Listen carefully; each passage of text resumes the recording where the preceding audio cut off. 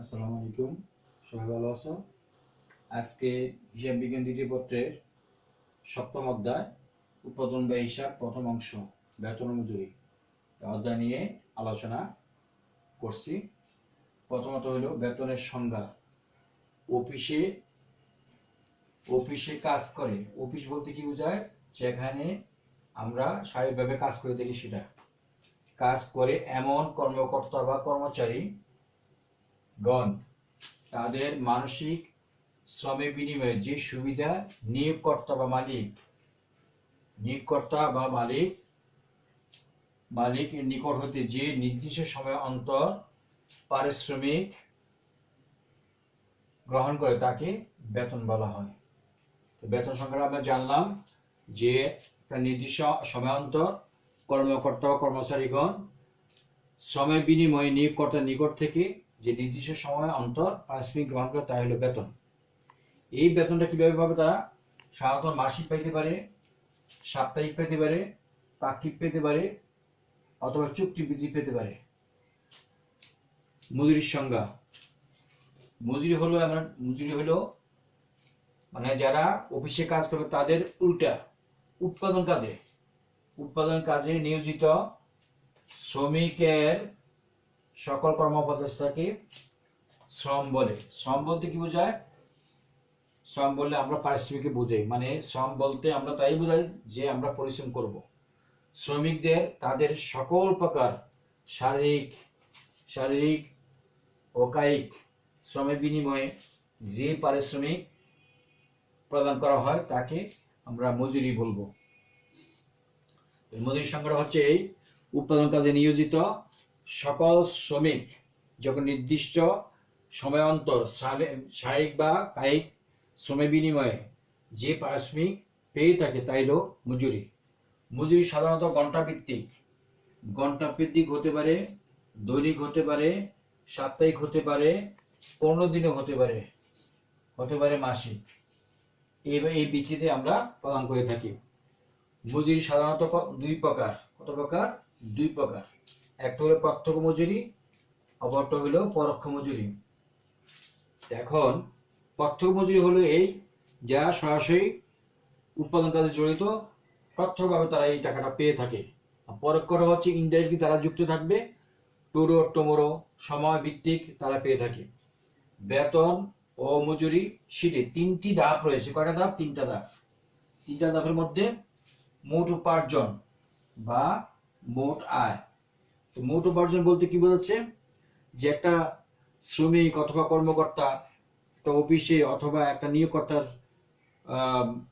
ফার্মে কাজ করার পর প্রথমে সে মূল বেতন পাবে অথবা মজুরি পাবে, এরপর ওভারটাইম মজুরি পেতে পারে, বাড়ি ভাড়া পেতে পারে, চিকিৎসা ভাতা পেতে পারে, ওভারটাইম মজুরি পেতে পারে, তারপর বিভিন্ন ভাতা পেতে পারে।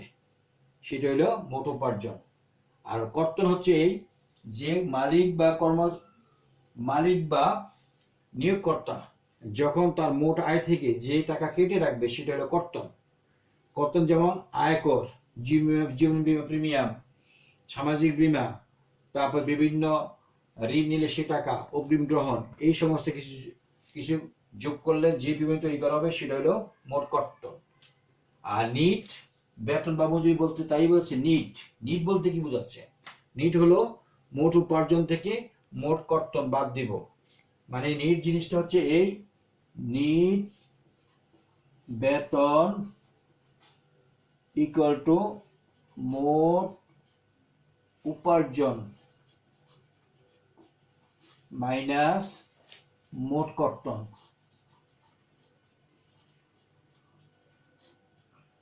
তাহলে আমরা জানলাম কি এই নিট বেতনের সূত্র হচ্ছে মোট বেতন থেকে মোট কর্তন বাদ দিলে আমরা নিট বেতন পেয়ে যাব। এখন যে নিট বেতন আমরা পাবো সেটা আমরা কিভাবে করব? পরবর্তী ক্লাসে আমরা মোট উপার্জনের দফা সমূহ নিয়ে কথা বলবো। মোট উপার্জনের দফা হচ্ছে এই যে প্রথম দফাটা হচ্ছে মূল বেতন অথবা মজুরি। মূল বেতন অথবা মজুরি কারা পায়? যারা ওই প্রতিষ্ঠানে চাকরি করবে তারাই পাবে। তারপর 2 নম্বর হচ্ছে অতিরিক্ত সময়ের মজুরি বা বেতন। যারা মজুরি পাবে তারা বেতন পাবে না, যারা বেতন পাবে তারা মজুরি পাবে না। তারপরে 3 নম্বর হচ্ছে বাড়ি ভাড়া ভাতা। যখন তুমি কোনো শ্রমিক অথবা কর্মকর্তা কোনো অফিসে কাজ করবে, তখন ওই অফিসের মালিক যে অথবা নিয়োগকর্তা সে কিছু বাড়ি তাকে দিয়ে থাকে, সেই বাড়ির কিছু ভাড়া সে মানে তার বেতনের সাথে যুক্ত করে দেয়, সেই জন্য এটাকে বাড়ি ভাড়া ভাতা বলা হয়। 4 নম্বর মহার্ঘ ভাতা। মহার্ঘ ভাতা বা দুর্মূল্য ভাতা। মহার্ঘ ভাতা হচ্ছে ইংলিশে বলা হয় অ্যালাউন্সেস। যখন শ্রমিক অথবা কর্মচারী মানে মালিকের পক্ষ হয়ে কোনো কাজ করে, সে সন্তুষ্ট হয়ে তার কাজের উপর ভিত্তি করে এই মহার্ঘ ভাতাটা প্রদান করে থাকে। স্বাভাবিকভাবে এই মহার্ঘ ভাতা, বাড়ি ভাড়া ভাতা এগুলো সবসময় মূল বেতনের উপর পার্সেন্টেজ হয়ে থাকে। চিকিৎসা ভাতা। স্বাভাবিকভাবে যখন কোনো কর্মচারী বা কর্মকর্তা অসুস্থ হয়ে থাকে, তখন মালিক পক্ষ থেকে চিকিৎসা ভাতা মানে এককালীন মাসিক বা বার্ষিক দিয়ে থাকে। তারপর যাতায়াত ভাতা।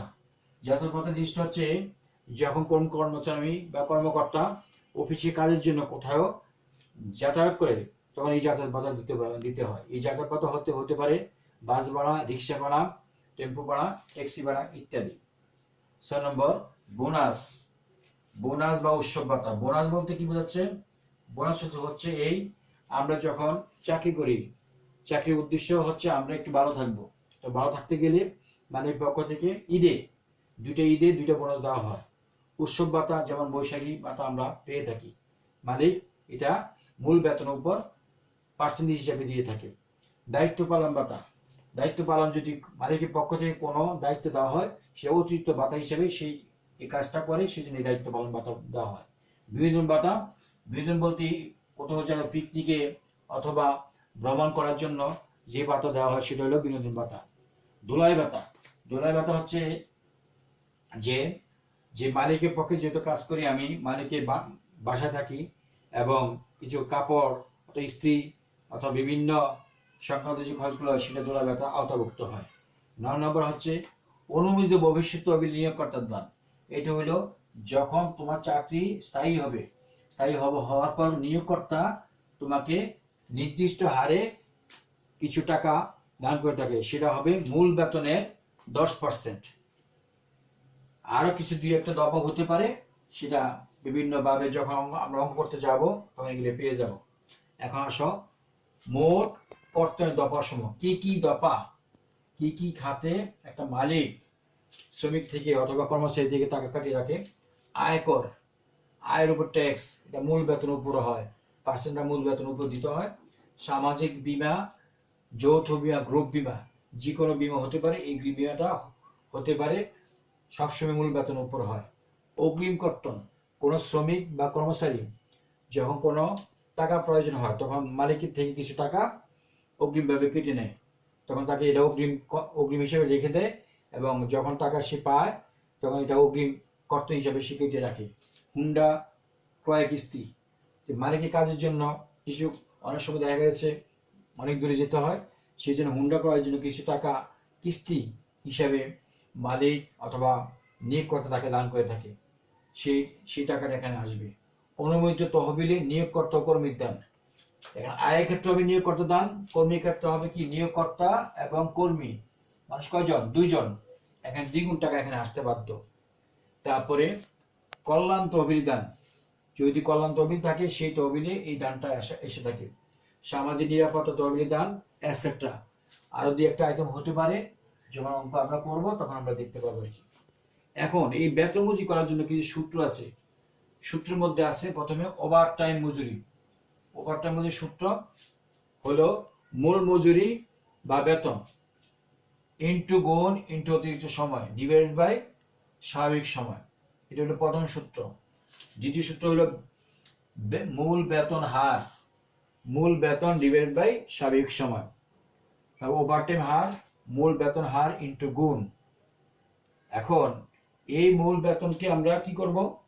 ওভারটাইম মজুরি হচ্ছে আমরা যে ওভারটাইম হারটা পাবো এটার সাথে অতিরিক্ত সময় গুণ করলে আমরা ওভারটাইম মজুরি পেয়ে থাকবো।